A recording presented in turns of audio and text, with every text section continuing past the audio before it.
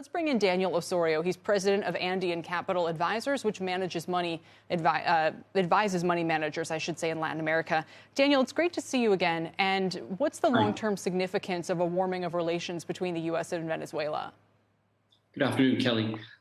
Incredibly controversial, considering what's happened in the Ukraine and Russia, stopping Russian imports of energy into Western Europe, into the United States. That oil has to be made up from somewhere else. Is Venezuela a possible candidate? More from the Middle East, more from Canada, more from Mexico, even from Colombia.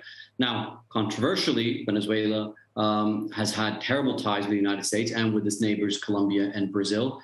They used to produce 3.5 million barrels of oil a day. Now they're down to about 700,000 barrels. But I expect that if with some U.S. investment, that production could double in 2 years.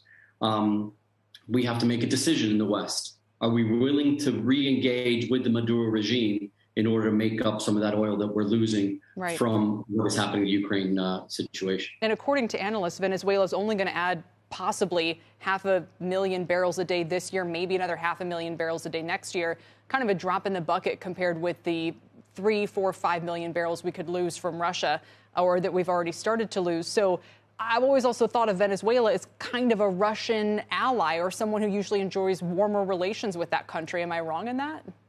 No, not at all. Russia has a strange Rolodex of friends. They're very close to the Iranians. They're very close to Russia. They have active commercial ties with the Chinese. However, they do border Colombia. They do border Brazil. They're very close to South Florida. There were always close ties between these countries that since the last 10 to 12 years have gone the wrong way. Right. So it seems a little ironic that if we're trying to put pressure on Russia and isolate them, we would be warming relations with somebody that has traditionally helped Russia, right? Yes, I think stressful times call for stressful measures and controversial measures.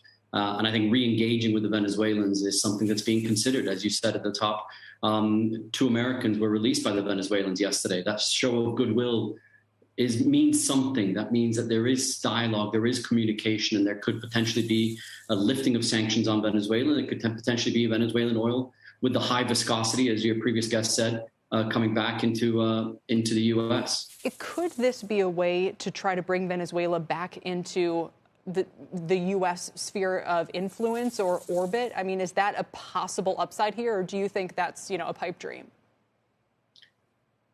I mean, look, we've had financial sanctions on so many countries with the idea of enacting regime change, and that strategy hasn't failed. That strategy has failed, i.e. Yemen, Syria, Iran, Cuba, North Korea, Venezuela, Nicaragua.